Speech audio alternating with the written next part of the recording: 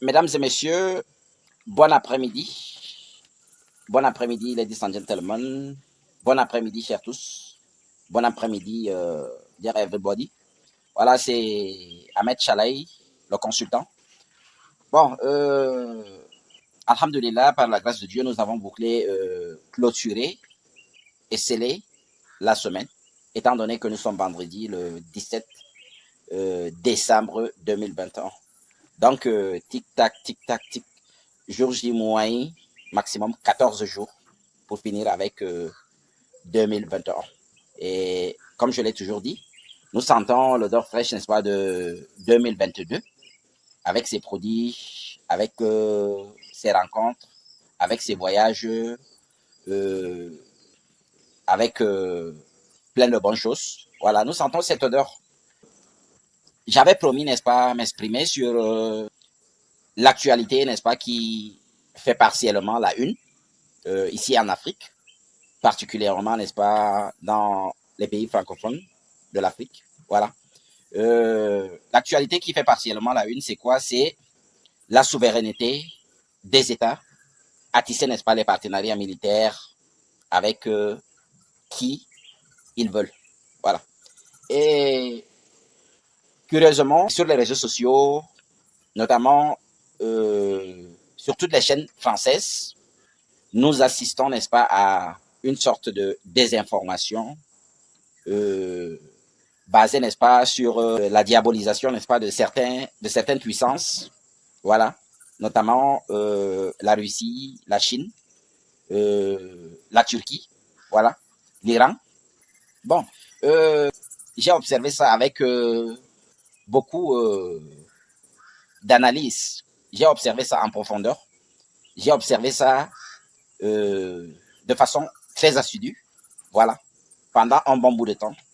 Pendant pratiquement plus de 9 mois, j'ai observé ce phénomène de désinformation, de diabolisation, de je ne sais quoi d'autre, je ne sais quel vocable utiliser pour désigner cela, n'est-ce pas, de la part des chaînes françaises, des chaînes de télévision françaises, les chaînes radio françaises, voilà. C'est-à-dire, ce que, au finish, en plus de 6 ou 7 mois d'observation, ce que moi j'ai constaté, c'est que tout pays francophone d'Afrique, toute ancienne colonie euh, euh, de la France, qui tente, n'est-ce pas, de voir, n'est-ce pas, vers d'autres horizons, en ce qui concerne, n'est-ce pas, le partenariat militaire, le partenariat économique, le partenariat, n'est-ce pas, de transfert de technologie. Voilà. Ce pays, n'est-ce pas, est dans les collimateurs des pays, je sais pas moi, la presse française a créé comme une sorte de liste rouge, voilà, pour classer ces pays, pour coller à ces pays une étiquette, voilà. Tantôt c'est des pays rebelles, tantôt c'est des pays euh, qui sont entre les mains des dirigeants poutistes, des dirigeants, n'est-ce pas, illégitimes, autant de vocabulaire utilisé pour saper le moral, n'est-ce pas, des dirigeants de ce pays, de un, et de la population, de l'autre.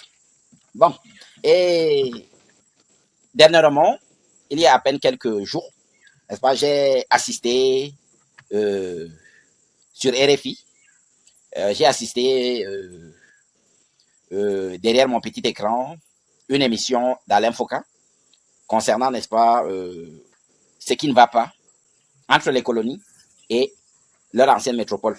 Voilà. Ce qui ne va pas entre la France et les pays. Pourquoi ce sentiment de y'en a marre au point où la population a commencé à se révolter contre tout ce qui est français. Hein? Pourquoi ce sentiment anti-français qui germe, qui pousse, qui s'agrandit chaque jour que Dieu a créé. Bon, Alain Foucault avait invité sur RFI plusieurs présidents, notamment Macky Sall du Sénégal, Sissoko Ambalo de la Guinée, Mohamed Bazoum du Niger, Faki du Tchad. Et je suis surpris, je suis sidéré par n'est-ce pas, les propos de certains présidents. On demande à Mohamed Bazoum, président du Niger, pourquoi ta population s'est révoltée et a stoppé net un convoi militaire français qui était en partance pour le Mali. Il est là, il surfe sur les mots, hein. Il refuse de dire la vérité, il refuse, n'est-ce pas, d'assumer que hein, c'est toute la population nigérienne qui, n'est-ce pas, est fatiguée de la présence inutile des forces étrangères, les forces occidentales, notamment la France et quelques rares pays là. Bon, et bon, il a répondu ainsi, il a surfé sur les mots, il a refusé de dire les vérités. Hein. Nous, on l'a compris. Il est un président, il a intérêt à préserver, n'est-ce pas, ses rapports. Il a intérêt à préserver son fauteuil en refusant d'indexer directement la France. Voilà. Hein. On lui demande, n'est-ce pas, est-ce que la France n'a pas une part de responsabilité dans ce qui se passe dans le terrorisme, la montée en puissance du terrorisme dans la bande soudano-sahélienne? Il se contente de surfer sur les mots. Il refuse, n'est-ce pas, d'établir la responsabilité de la France. Hein. Et en dépit de ça, il dit que ceux qui se sont révoltés pour stopper, n'est-ce pas, le convoi militaire français, hein, ce n'est qu'une partie, une fraction des badauds ou un groupe de brigands qui, c'est pas ça populaire. Franchement, j'ai ri, franchement, et je n'ai pas ri de plaisir, j'ai plutôt ri de déception. Je suis déçu. Si en 2021, les présidents africains, n'est-ce pas, qui sont à la tête, n'est-ce pas, des pays francophones d'Afrique, ont toujours peur de leur ancienne métropole. Sissoko Ambalo de la Guinée, bon, ce n'est que lui seul qui a essayé de dire la vérité. Voilà. Sissoko Ambalo a essayé de dire la vérité. Il a parlé de la fraternité inter-État. Il a dit que certains États africains sont riches et peuvent assister sur le plan militaire, sur le plan financier, d'autres nations sœurs, voilà, d'Afrique. Voilà. Lui, il a dit sa part de vérité. Bon, Macky Sall, président du Sénégal, a aussi un peu dit ce qu'il pense, sans langue de bois. Bon. Et il a parlé, n'est-ce pas, du Conseil de sécurité des Nations Unies, hein, qui n'est pas représentatif. Les pays africains sont devenus, n'est-ce pas, le berceau du terrorisme en 2021. Et curieusement, aucune nation africaine n'est membre, n'est-ce pas, du Conseil de sécurité de l'ONU. Voilà. Ça, c'est une part de vérité que Macky Sall a dit. Voilà. Que Mohamed, j'ai trouvé juste. Donc, la situation est un peu curieuse. Et bon, et je veux profiter également pour parler, n'est-ce pas, de la diabolisation de la Russie, du groupe Wagner, par la presse française. Hein? Nous tous, Africains, francophones, conscients, savons que la France est en train de faire feu de tout bois pour diaboliser, mystifier le groupe Wagner, hein, pour saboter, n'est-ce pas, l'émission du groupe Wagner. Voilà. Et bon, comme je l'ai dit dans une de mes vidéos, il y a de cela quelques mois, nous, Africains, nous ne souffrons d'aucune blessure venant de la Russie. Nous ne souffrons d'aucune blessure qui nous a été, n'est-ce pas, par la Russie. Voilà. La Russie n'a colonisé aucun pays ici en Afrique. La Russie n'a pas colonisé ne serait-ce que 2 mètres carrés hein, ici en Afrique, du nord au sud, de l'est à l'ouest. Voilà. De la Libye jusqu'au Cap en Afrique du Sud, de l'Érythrée jusqu'en Sierra Leone ou en Guinée-Conakry. La Russie n'a colonisé aucun territoire, aucun espace. Donc, nous ne souffrons d'aucun mal venant de la Russie. Bon. La France, qui aujourd'hui, de façon interposée, par l'intermédiaire, n'est-ce pas, de ces presses, ces multiples presses et ces ONG, la France qui aujourd'hui diabolise la Russie. Bon, d'un côté, si, si nous analysons cette affaire, d'un côté, c'est de bonne guerre. C'est de bonne guerre, pourquoi? Parce que la Russie est en train d'arracher, n'est-ce pas, euh, les privilèges que la France avait depuis l'octroi de notre indépendance. D'un côté, c'est de bonne guerre. Voilà. Ils s'affrontent entre puissances. Voilà. Et de façon interposée par les médias français. Voilà. Bon. Mais d'un autre côté, pour nous, les Africains, c'est pas bénéfique. C'est pas bénéfique parce que déjà, si la presse française est en train de diaboliser les experts militaires russes que la Russie envoie pour former nos militaires, parce que la France, parce que l'armée française, parce que les experts en armement, les experts de l'armée française, les consultants en matière de défense qui viennent de la France ont échoué. Franchement, pour moi, ça relève de la mauvaise foi.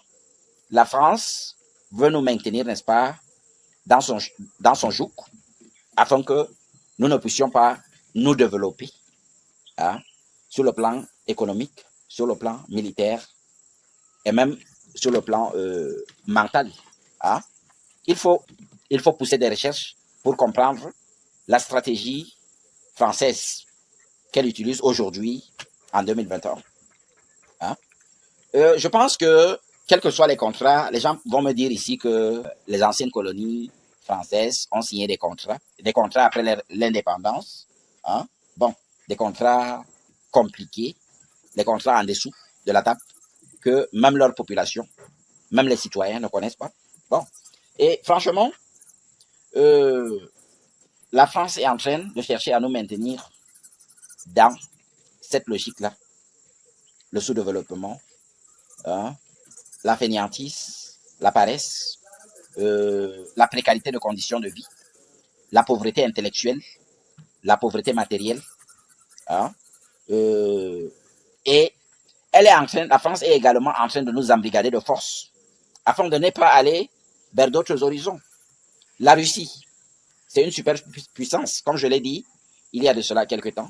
La Russie fut, l'URSS, l'Union République Socialiste Soviétique, fut la toute première puissance mondiale avant les États-Unis.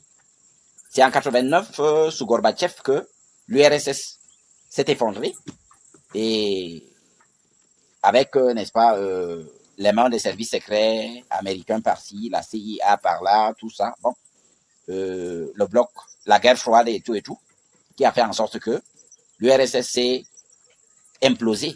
Voilà. Et c'est de cette implosion que sont nés, n'est-ce pas, l'Ukraine, le Kazakhstan, la Russie elle-même et d'autres pays du truc. Voilà.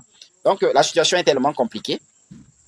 Nous maintenir dans la pauvreté, dans la misère, nous maintenir dans la peur, nous maintenir, n'est-ce pas, dans la frayeur, hein, hein, nous maintenir dans la frayeur à travers, n'est-ce pas, la présence éternelle du terrorisme en Afrique et nous empêcher de voir vers d'autres horizons, nous empêcher la collaboration militaire avec d'autres puissances. Franchement, ça relève de la mauvaise foi. Le Mali a le droit, le Mali c'est un État souverain, le Mali a le droit de signer des partenariats, des conventions militaires avec qui il veut. Voilà. La Guinée-Conakry a le droit, le Niger, le Bénin, le Burkina, la Centrafrique, tant critiqués, tant diabolisés, tant fustigés. Hein. Tous ces pays francophones ont le droit de signer des partenariats militaires avec qui ils veulent.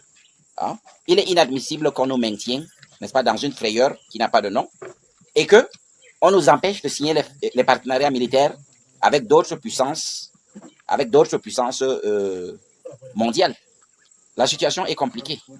On nous maintient dans la peur avec le mot terrorisme qui martèle dans nos cerveaux, nous les Africains. Hein. On nous empêche de voir vers d'autres horizons. On nous empêche, n'est-ce pas, la collaboration avec la Russie. On nous empêche la collaboration militaire avec la Chine. On va jusqu'à saper, n'est-ce pas, les tentatives de transfert de technologie que la Chine voudraient tisser avec nous, la situation est compliquée. Franchement, il est temps que, chers jeunes Africains, il est temps que nous nous réveillons.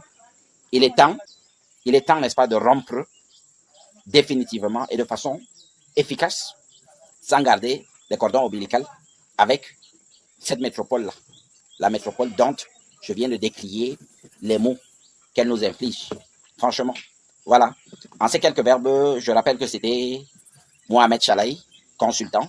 Voilà. Nous sommes vendredi le 17 décembre 2021. Et bonne soirée à tous et bon début de week-end du 18 au 19 décembre 2021. À très bientôt.